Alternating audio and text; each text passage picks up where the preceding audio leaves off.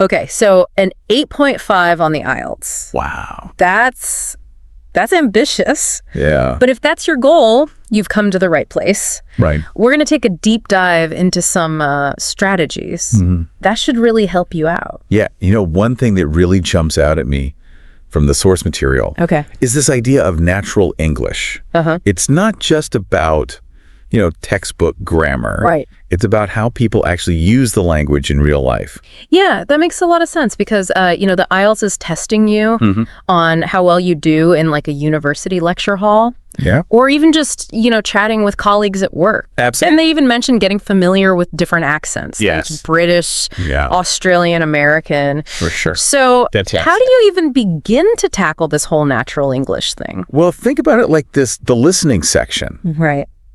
It often has speakers with a variety of accents. Oh. So if you're only used to hearing one type of pronunciation, it can be really tricky. Right. The source recommends podcasts, news broadcasts. Okay. I'd even add in things like audiobooks. Oh, yeah. Or even movies and TV shows. Right. In English. Yeah, so it's like training your ear. Exactly. To pick up on all the little nuances. Yes. But it's not just about passively listening. No.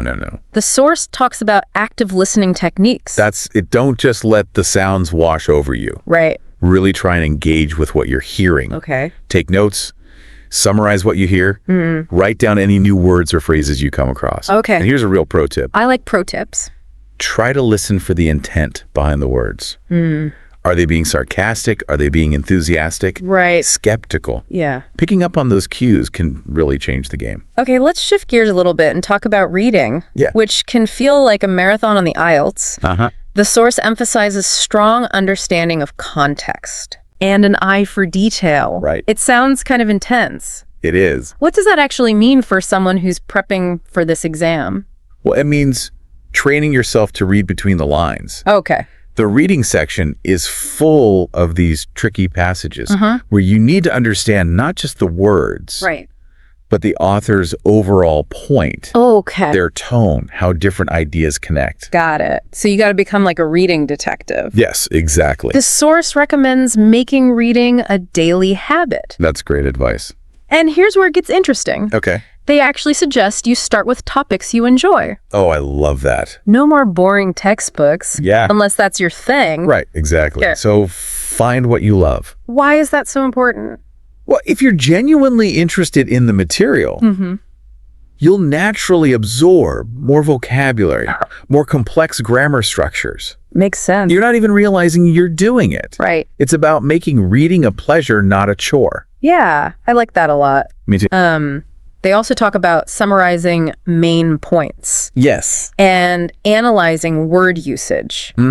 What would that look like for someone like in practice? Well, instead of just highlighting everything, try summarizing a paragraph in your own words. Got it. Or if you come across a word you're not sure about, don't just look up the definition in the dictionary. Right. See how it's being used in that specific sentence. Okay. How it relates to the overall context. Okay. Moving on to writing. Yes. Where the source really seems to emphasize clear structure. Yes. Complex sentences.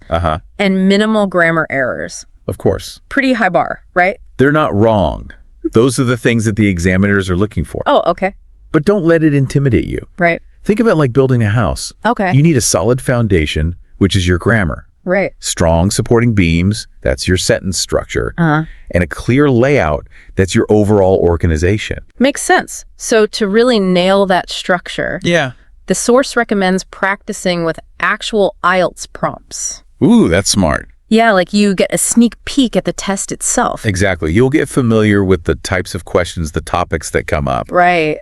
And that can really help ease those pre-test jitters. Okay. Here's a bonus tip. I love bonus tips. Don't just practice writing. Practice thinking like the examiners. Ooh, that's interesting. What are they looking for in a high-scoring response? Right. It's not just about using fancy vocabulary. No. It's about clear thinking and effective communication. Exactly. And the source also mentions seeking feedback on your writing. Oh, that's so crucial. Yeah. It's so easy to miss our own mistakes. Right. So having someone else read your work can be super helpful. Yeah, like a fresh pair of eyes. Yeah, they can spot things like awkward phrasing or grammatical errors. Right. that you might have overlooked. And it doesn't even have to be like a professional editor. No. Right? Even a friend who's proficient in English. Right. Anyone who can give you some honest feedback. Yeah. Okay. Let's tackle the speaking section now. Okay. Which can be nerve-wracking. For sure. Even for like the most seasoned English speaker. Absolutely. The source paints this picture of like the ideal IELTS speaker. Okay. Fluent, coherent, wide vocabulary range, and minimal hesitation. Yeah, they're setting a high bar. Yeah.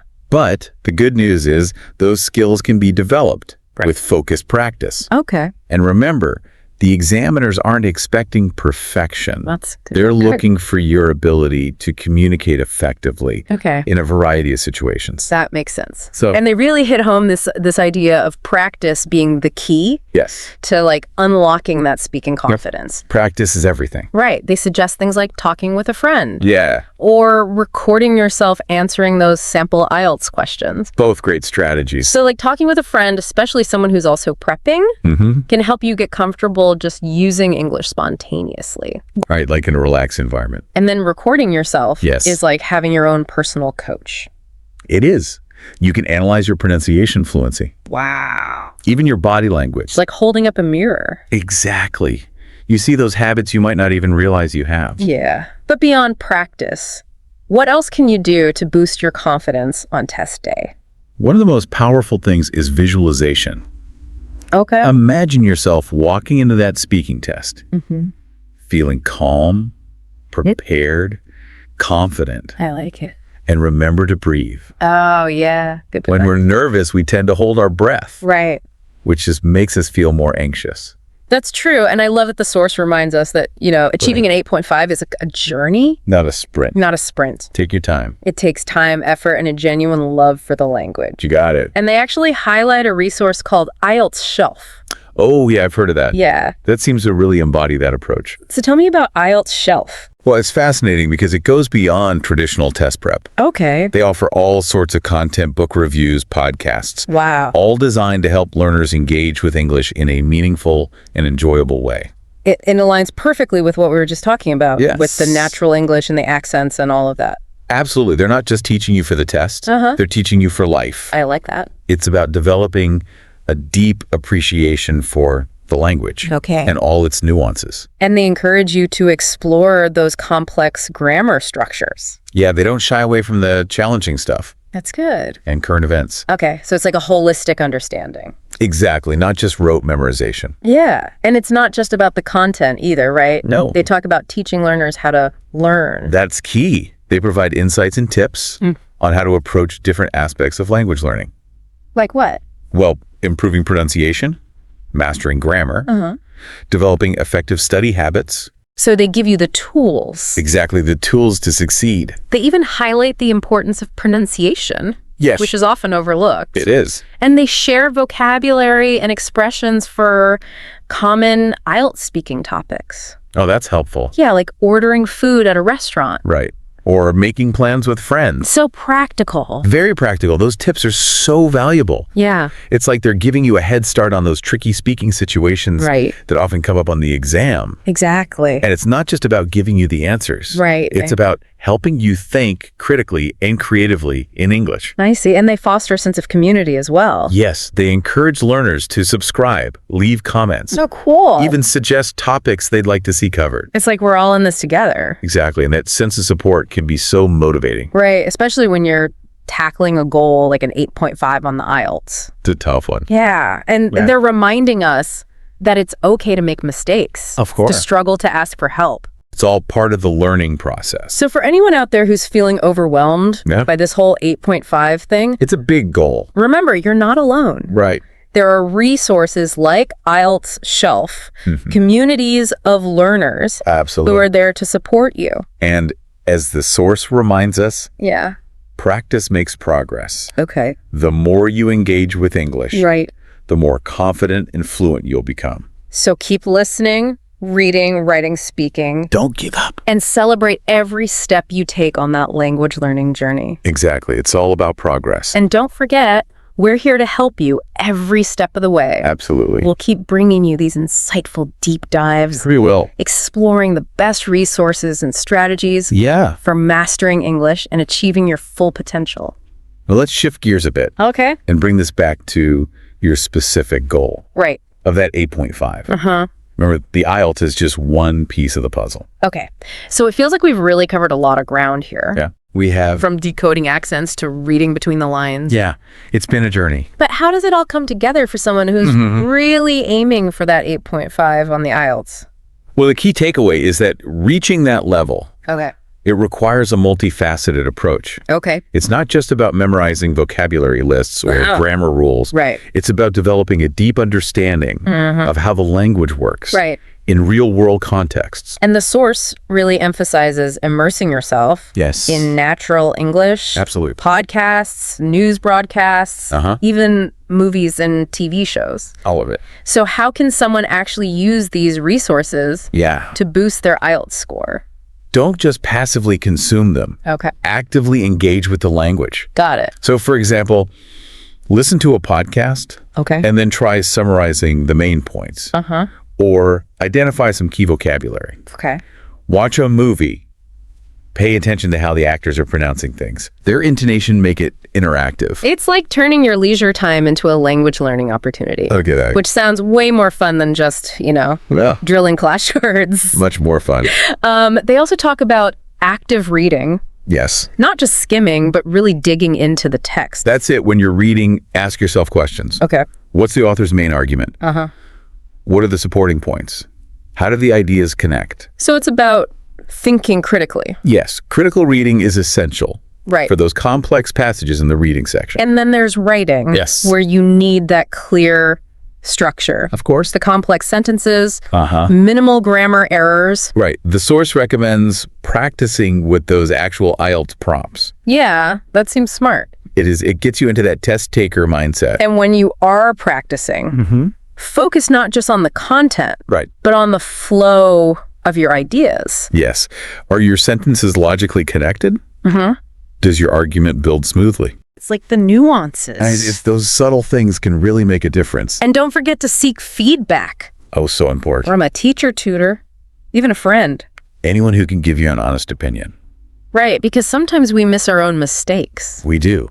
It's easy to become blind to them. Especially when you've been staring at the same thing for hours. Exactly. Feedback can help you identify those areas for improvement. And then the speaking section. Ah, yes. The one everyone gets nervous about. Right. Fluency, coherence, vocabulary range, minimal hesitation. The big four. How can you nail all of that on test day? Practice, practice, practice. Okay. Record yourself answering those sample questions. Then listen back critically. Okay. Are you speaking clearly at a natural pace? Right. Are you using a variety of vocabulary?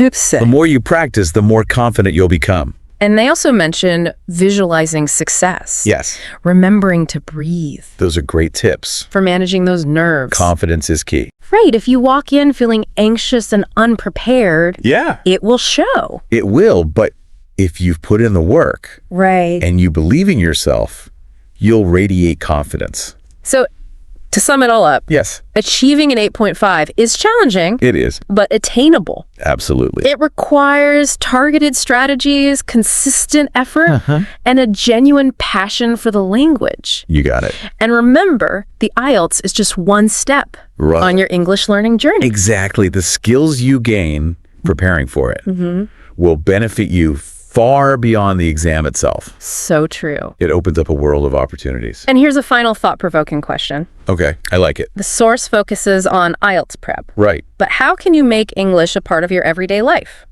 That's a good one. Even after you've aced the exam. Well, maybe it's joining an online community.